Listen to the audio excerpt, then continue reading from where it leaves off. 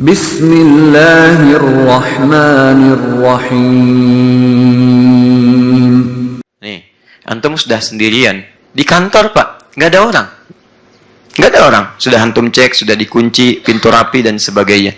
Tiba-tiba ketika antum dihadapkan pada kertas di kantor, ada tanda tangan proyeknya tidak jelas, keuntungannya begitu menggiurkan, 100 miliar buat antum saja, nggak ada orang yang lain. Tapi di situ keadaan kita dipertaruhkan antara taat dengan fasik, antara taat dengan fasik. Hati-hati antara sesuai ketentuan atau menyimpang. Maka disitulah tiba-tiba, bukankah antum suka ada merasakan dalam gejolak jiwa? Cepatlah, kan ada peluang tobat.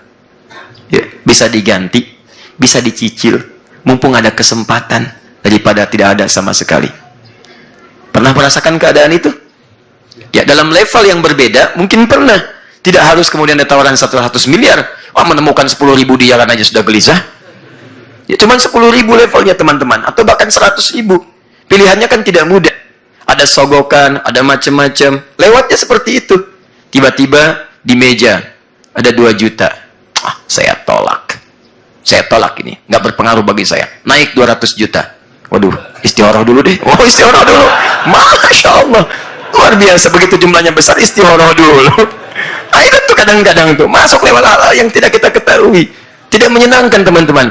Karena itu dalam kondisi seperti ini, antum mesti sadari itu baru yang tinggi-tinggi. Kadang tidak sadar masalah-masalah keseharian. Coba cek, adzan berkumandang, sering saya kisahkan. Allahu Akbar, Allahu Akbar, cepat sholat, adzan sudah berkumandang, Tapi lihat, begitu adzannya selesai, tenang, baru adzan, belum qomat. Pernah ada situasi itu? Sering. Bagaimana Nabi menggambarkan di Al-Bukhari itu? Idza udzina faqarra syaitanu wa 'alaihi dharat. Kalau adzan dikumandangkan maka setan lari sambil dia terkentut-kentut.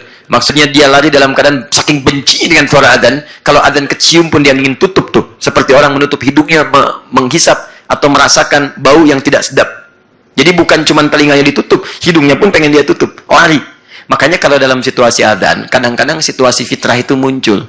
Antum jalan sama non-muslim, antum muslim, dia non-muslim, begitu adzan berkumandang, non-muslimnya bisa ingatkan antum, Mas, sudah adzan, apa enggak sholat dulu? Antum diingatkan. Oh iya, begitu la ilaha illallah, kata Nabi, fa idza thuwiba fa'ada. Kalau selesai adzan, setan balik lagi. Yang muslim bisa jawab, tenang aja, baru adzan, belum qomat. Balik. Jadi itu yang masuk ke dalam jiwa. Nah, Anda ingat baik-baik ya. Ini pola setan yang pertama, pola iblis yang pertama. Jadi dia itu akan menggoda langsung ke dalam relung hati, tak nampak. Jadi kalau antum punya rasa-rasa yang menyimpang dari ketentuan-ketentuan normal, itu artinya antum sedang diusahakan, diupayakan, digoda oleh makhluk ini. Ingat, dari ketentuan yang tidak normal. Antum mau sholat, tiba-tiba tidak merasa senang dalam sholat. Awas. Lihat karena merasakan sesuatu. Ini. Antum mengerjakan ini, tiba-tiba punya prasangka yang tidak baik. Ini. Antum ke taklim, perasaan sudah nggak enak. Ini, padahal nggak ada orang misalnya. Ini, lihat ya. Nanti kita lihat. Caranya segera berlindung kepada Allah. Segera berlindung. Fasta'idz billahi minasyaitonir rajim. Di cara paling cepatnya, antum langsung bermohon kepada Allah, karena Allah yang paling kuasa untuk bisa menekan ini. Ingat, setan tidur tidak? Tidak. Tidak. Makanya dia datang lewat tidur. Dia datang lewat tidur. Antum pernah bermimpi buruk? Bukankah mimpi buruk itu dari setan? Setan datang lewat mimpi antum. Ya, makanya antum mesti berlindung kepada yang tidak kantuk dan tidak tidur. Kalau dia tidak tidur, tidak menutup kemungkinan dia mengantuk. Dia punya lelah, dia punya celah. Antum harus berlindung kepada yang tidak pernah punya celah, tidak pernah merasa lelah. Setan punya celah, banyak celah, nanti kita tunjukkan. Anda harus berlindung kepada yang tidak punya celah, tidak punya sifat kantuk, dan bahkan tidak akan pernah tertidur. Allah. Karena itulah ketika Anda minta perlindungan kepada Allah, banyak ayat diturunkan, banyak surat ditegaskan. Bahkan sebagian kalimat kemudian hadir dalam lisan Nabi SAW. Antum bisa baca misalnya ayat kursi itu. Quran surah kedua ayat 255. Allahu la ilaha illa huwal hayyul qayyum. La ta'khudhuhu sinatun wala naum. Allah sekejap pun tidak akan mengantuk, apalagi tidur. Lalu Anda bacakan 2 surah terakhir perlindungan itu. Surah Al-Falaq, surah An-Nas. Bahkan Anda bacakan dengan triple, 3 bagiannya. Ya, 3 ayat Al-Mu'awwadhah Al-Thalathah. 3 surah perlindungan. Dimulai dari Al-Ikhlasnya, Al-Falaq dan An-Nasnya. Kalau pengen singkat terlampau lama membacakan itu semua, kata Nabi cukup bacakan A'udzubillahi minasy syaitanir rajim. Itu paling ringan. Atau ada yang sedikit ditambahkan, Allahumma inni a'udzubika min hamazatis syayatin wa a'udzubika ayyahduran. Ya Allah, saya merasa setan sedang memengaruhi saya. Saya berlindung kepadamu ya Allah dari tipu daya setan sekarang, dan saya berlindung dari kehadiran mereka yang datang. Antum nggak tahu, Allah yang maha tahu. Maka bacakan Allahumma inni a'udzubika min hamazatis syayatin wa a'udzubika ayyahduran. Kalau mau disingkat cukup katakan a'udzubillahi minasyaitonir rajim. A'udzubillahi minasyaitonir rajim. A'udzubillahi minasyaitonir rajim. Kuatkan sampai hati Anda merasakan getaran. Jangan cuma dibacakan, bacaan itu sampai ke getaran jiwa kita.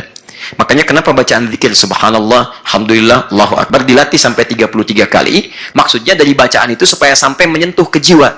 Bukan masalah banyaknya. Sekali belum menyentuh, wajar, 2 kali. 2 kali banyak menyentuh, 3 kali. 3 kali belum menyentuh, sampai 33 kali. Sampai antum merasakan, subhanallah, ada getaran di jiwa. Alhamdulillah, getaran di jiwa. Kalau sudah sampai 33 kali belum merasa juga, butuh berapa kali lagi? Ada yang 100, 1000, 10.000, itu pengalaman masing-masing. Tapi yang paling penting ada getaran di jiwa. A'udzubillahi minasyaitonir rajim. A'udzubillahi minasyaitonir rajim. A'udzubillahi minasyaitonir rajim. Allahumma inni a'udzubika min hamazatis syayatin wa a'udzubika ay yahdurun. Duduk antum, bacakan ayat kursi. Allahu la ilaha illa huwal hayyul qayyum. Bacakan ayatnya, bacakan ayatnya. Masih datang juga, lempar dengan kursinya sekalian.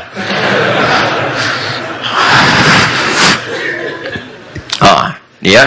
Ini yang tidak nampak. Ingat, bukankah ketika Ibrahim akan melakukan jumrah, ya sebelum jumrah itu penyembelihan kan siap dilakukan, kemana masuknya? Kan ke Nabi Ibrahim dulu. Ke Nabi Ibrahim dulu. Lontar. Makanya muncul Aqabah. Aqabah itu gambaran dari pribadi yang diusik oleh setan. Setan masuknya disebutkan di Quran, surah keempat ayat 119, masuknya lewat nafsu. Ya. Nasibam mafroda, sebagian dari jiwa manusia. Sebagian yang dimaksudkan nafsu. Potensi ini yang digoda. Ingat ya, tugas setan itu cuma menggoda, bukan maksa. Bukan maksa. Awas hati-hati. Anda susah kalau menuntut setan, karena dia cuma goda, memberikan waswas. Goda aja, maksa enggak. Awas hati-hati, makanya nanti di akhirat ada situasi ketika dihisab oleh Allah, orang-orang yang terkena godaan setan murka. Gara-gara dia ya Allah, saya menyimpang, hukum seberat-beratnya. Kata setan, saya kan cuma goda, gak maksa. Situ yang ikut saya. Makanya nanti jangan sampai tipuan ini muncul dan penyesalan hadir di kemudian hari. Maka teman-teman, maka ini yang paling berbahaya, hati-hati. Innan nafsa la'ammaratun bisu. Quran surah 12 ayat 53. Nafsu kecenderungan mengarahkan pada yang buruk. Yang buruk ini sinyalnya ingin diaktifkan oleh setan. Didorong oleh dia. Dorong, dorong, dorong. Paham sampai sini?